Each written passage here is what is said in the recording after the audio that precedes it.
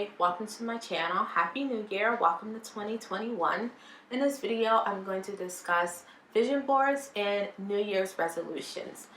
First, I'll cover what is a vision board, how does it work, what's its purpose, how do you create one.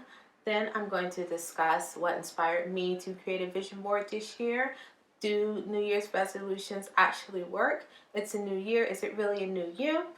And lastly, I'm going to discuss some ways that you could work towards achieving your New Year resolution. How do you make that goal a reality? So what is a vision board?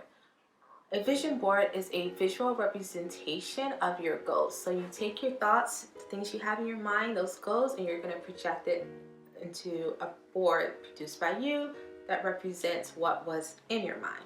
Now, how does it work? It has something to do with law of attraction and manifestation. It's a creative visualization of your goals. It helps you focus your mind on the possibility, on optimism, and on your own value. Now, how do you create one? It depends on the individual. A vision board is something that's very personal, and so no two boards should look alike. How I visualize my goal, even if we have the same goal, would probably be different. I see other people's vision boards sometimes and I don't understand them. So it's something that's unique to you. A lot of people take pictures from magazines and just words. It could be affirmations, it could be quotes, anything that, to you represents your goal or inspires you. That's what you put on your board. And it can be any media you would like. I took photos from Pinterest. This is part of my vision board. I painted this myself. So just have fun with it and be creative. Do New Year's resolutions actually work? In 2020, at the start, I did not create a New Year's resolution. And I just realized I didn't when I tried to look for it. Did I have improvements in my life either way? Yes, I did. Do I regret not creating a New Year's resolution? I do. I feel like I cheated myself in terms of being able to reflect upon the past year. I was listening to Portia Williams' podcast. She's on the Real Housewives of Atlanta. And she mentioned that, throughout 2020, when 2020 turned south, a lot of people gave up on their goals that they had set for the beginning part of the year. And she was feeling that sort of discouragement, and she went back to her vision board, and things that she had on her vision board like travel she couldn't do, but the majority of the goals she set for herself she could still do and work towards. So you have to put action behind that, and I'm going to discuss ways that you can make sure your New Year's resolution works. If you want it to work, it will work. Now, it's a vibe to say, clap your tail, new year, I'm going to clear this toxic energy, new me. That's a good way to inspire yourself to get a head start to that optimism. Is really good to get you going and to making those changes. You're putting your energy forward in a positive space. So that way of thinking, I think, is good. Now, you are still, without that action behind it, you're still going to be the same person, which could be a good thing, but you always want to improve.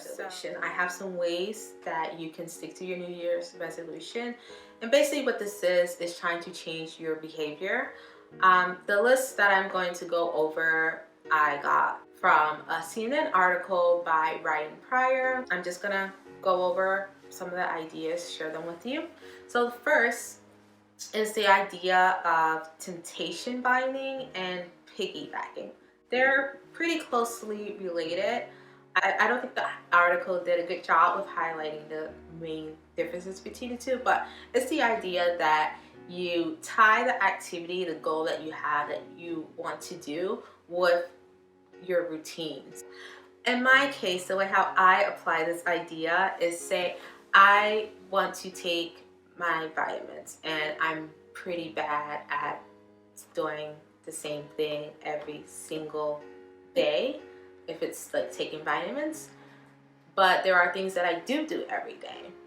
And so in the morning instead of like taking my vitamins with breakfast, because I don't eat breakfast every day, but what I have my get ready routine, you know, and so I just take my vitamins as part of that routine. So I'm not ready to leave out the house until I took my vitamins, regardless of whether I ate breakfast or not. And that works for me. It takes some time for it to sort of blend into your routine, and what I did to help with that is I use Alexa. Sometimes, you know, I hear her and I don't take it at that moment, but now it's become so ingrained in my routine that I remember to take it. Create an incentive.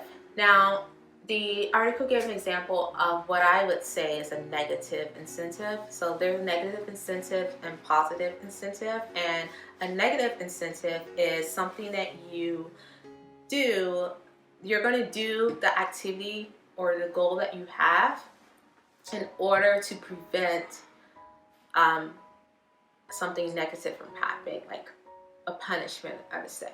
So an example, this woman wanted to stop using her phone at family dinner. And every time she would use her phone at family dinner, her husband would donate $10 to this charity that she hated. A positive incentive is like a reward. So that negative incentive would not work for me. I'm more of a fan of positive incentives. So I would be incentivized to not use my phone during dinner if instead of you giving the $10 to the charity I hated, you would give me the $10. That would help. Next, create a plan. Really focusing on like a specific goal. They have this acronym, it's WOOP, WOOP.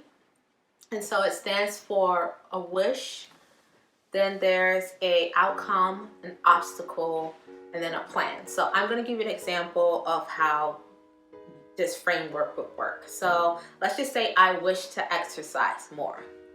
That's my wish. Now the outcome is if I exercise more, I'm going to gain muscle. And that's what I want, right? So what is preventing me from, you know, what would prevent me from doing that goal, from exercising more? What's the obstacle? And I would say, I don't want to go to the gym. That's what's holding me up. I hate going to the gym. And so what's the plan? So now their plan is supposed to address the obstacle to achieve your wish.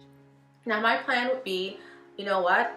I would work out at home. I'll buy some workout equipment and, you know, roll it out and do it at home. I don't have to go to the gym. The next one is to frame your resolution positively. Now, following this idea, this also is why I don't really like the negative incentive, because I'm like, be positive, be positive. So with this, you will, instead of saying what you don't want to do, you're going to say what you want to do. So let's just say I want to quit eating ice cream, which is never the case for me. But instead, I would say something like, I want to eat healthier snacks. I want to quit eating meat. You'll say, I want to eat more vegetables. And I think it's just in your head, like, to me, I think certain things like I want to stop doing this, even though it's the goal is good, it seems like you're restricting yourself in a way, and it seems more of a punishment versus you working towards something positive. So keep that positivity going on. Now, also, you want to incorporate a cheat day. Now, a cheat day is not really like a day you forget about your goal, but what the purpose of a cheat day is, you're accounting for human error, you're accounting for the fact that you're a person and that you may not be perfect to do something every single day, but doesn't mean you should completely give up on your goal. Instead of saying, you know, I'm going to work out every day, set goals like I want to work 3 days out of the week. And so, which goes to my next point, don't try to set goals that are too large at once. If you can break your goal down into mini steps, then do that. I've done that and it works great.